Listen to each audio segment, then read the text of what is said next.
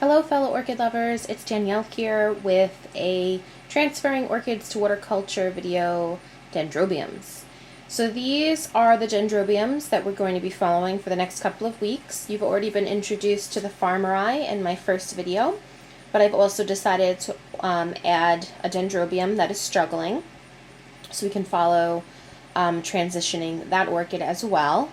It is a relatively recent acquisition, so it's not completely familiar with waterculture at this point, but it was purchased in a very poor condition, and so it's struggling. So I thought it was a good candidate for this series.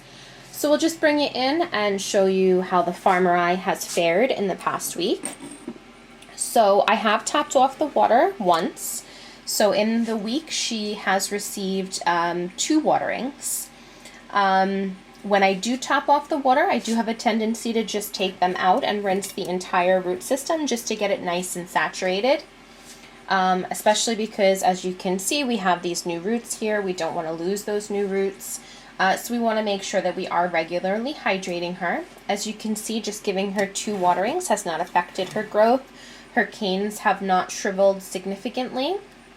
The leaves are still really healthy and in good shape.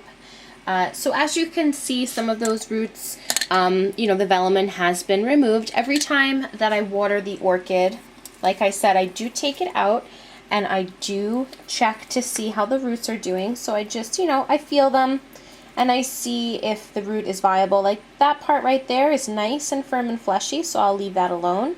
But then if I find something that is papery and basically falling off the velamen anyways, I will just remove that. Because again, you want to make sure you're not leaving any type of organic rotting material,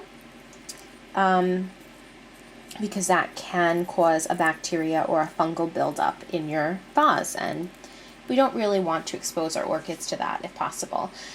So what I'll do today is I'll do the same thing I've done for, in the middle of the week. I'll just rinse those roots really well, take off any velamen that appears to want to come off, and then I'll put the water just to the base of those glass pebbles and I'll put her back in. So as you can see, she's doing really well. She's crossing over well. And as I mentioned, if she had any new growths, I would put her in a different setup. So I am watching very closely to make sure that she's not getting any new growths, because I don't want them to come out and get stuck on the glass.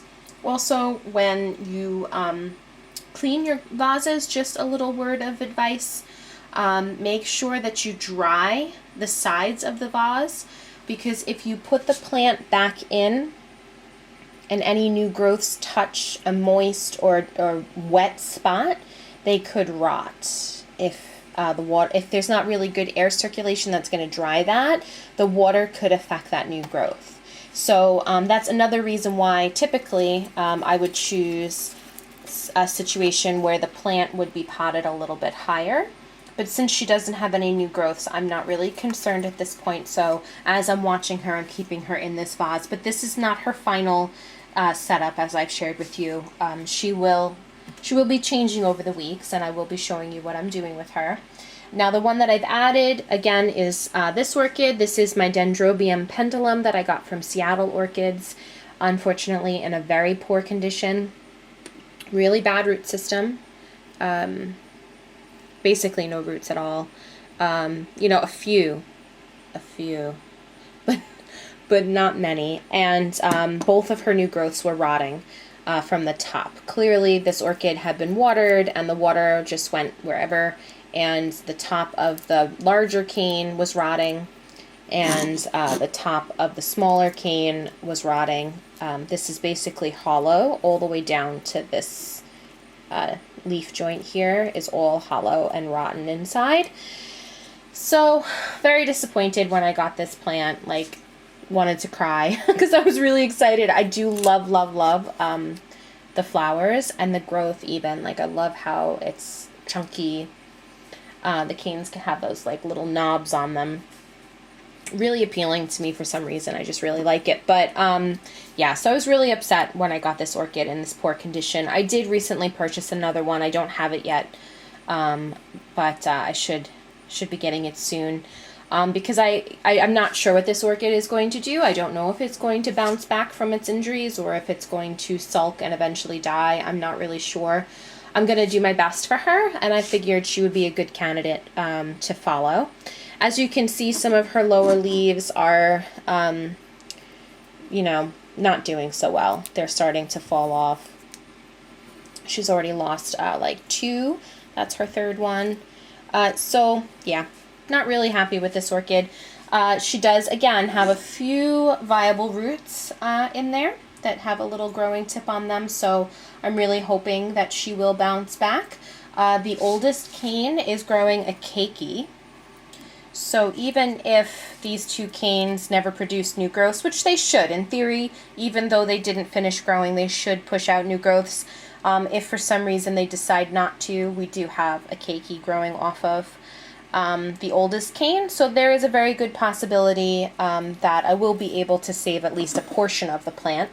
But again, I think she's a really good candidate for us to follow because she was in bad shape.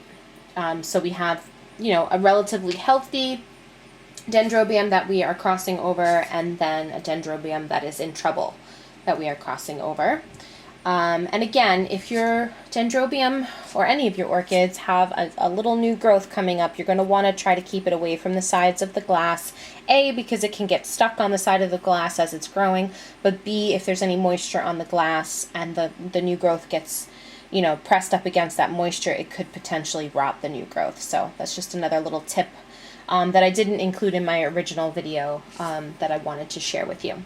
So those are the Dendrobiums. That is week 2. I will take the both Dendrobiums out of their pots and check their roots and rinse them and put them back in and give them a little bit of water. And I will show that to you in a moment. Okay, so we're back from rinsing and cleaning up the root system on these 2 plants. So here's the farmerii. So you're going to see that I did clean a fair amount of roots off.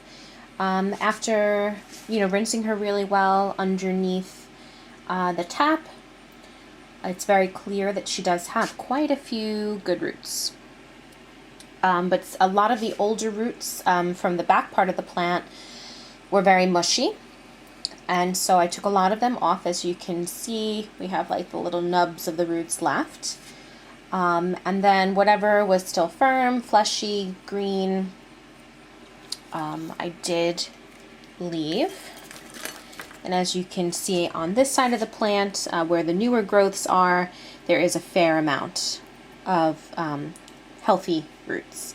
And again, these are the newest roots, and they really don't green up as easily.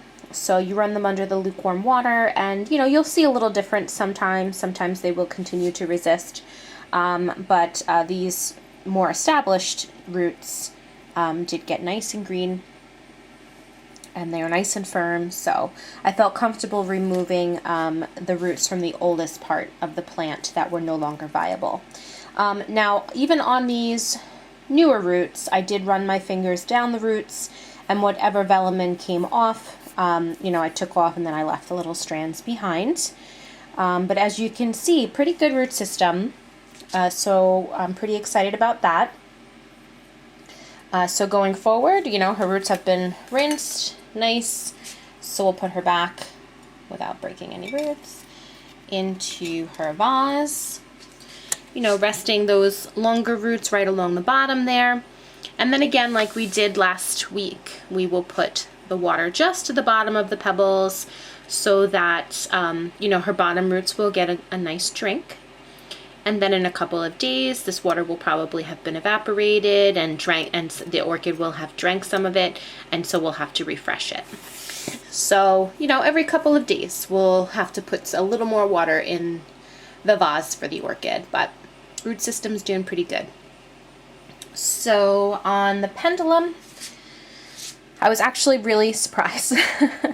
So I pulled it out of its pot, it's glass, and I rinsed the roots, and I found a bunch of new roots.